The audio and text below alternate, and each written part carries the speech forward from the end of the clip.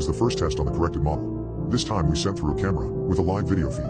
What we saw is almost beyond description, and petrified every one of us in that room to our core. None of us wants the company to continue with this project, but we all know something has to be done. You see, everything outside of our 3D field of vision, we call beyond perception. We call it that for obvious reasons. We all exist on this single 3D cross-section. Anything past that has been beyond our perception since the dawn of everything.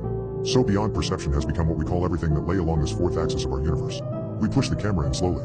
We have to be careful objects are pushed and not rotated along. Rotating causes insides/outsides to behave in extremely hard to predict ways. Essentially, anything inside the object can quickly spill out, as only the outside moves along through into beyond perception, leaving the insides here. This would, of course, break the camera, so we had to be very gentle. The first thing we noticed on the screen were holes beginning to develop in the floor. Walls morph, and objects seem to shrink.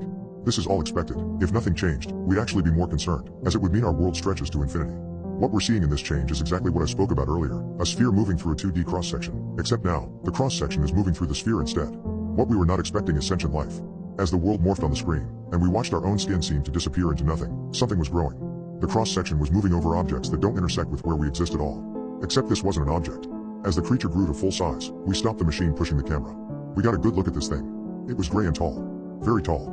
It was almost humanoid, but the proportions were off. It didn't seem to have eyes at first, and it seemed to only have one arm, but two legs. That's when an arm appeared to grow out of it. We checked, the machine was definitely off. This could only mean one thing. These creatures were able to move and look across the fourth axis. Something that humans and no known animal can do. But then, to confirm our suspicions, the head grew ever so slightly, as eyes began to form on its face. This is the equivalent of a 4D object turning to face us. We stood staring at the screen, nobody saying a word. The creature vanished and reappeared closer to the camera. This meant it had used the fourth axis to hide from us as it moved. Whether this makes the creature intelligent or was just a fluke in its walking pattern, we don't know. But we do know that it knew something was off, as the next thing it did was pick up the camera. This must have caused the camera to rotate slightly on the fourth axis, as we immediately lost visual. We've not broken any new research or discovered more in the past week. We don't know how long these things have lived alongside us on Earth. But we know they can always see us.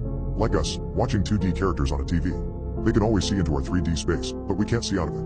Our contact wasn't long enough to know how malicious they are, but we don't really want to find out. Lots of people around the office are saying that this could explain how people disappear without a trace. Of course, that's just speculation, but what they're saying has a lot of truth to it. Any of these creatures could grab anyone at any moment, and pull them through into beyond perception. There is nothing stopping them. Nobody on the team has gone missing, so there's that.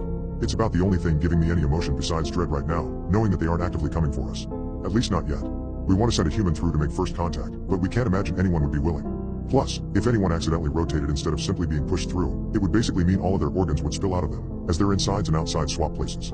Earth is so much bigger than we thought it was, in a direction that wasn't even thought to exist a year ago. But they've known forever, they've been living it forever.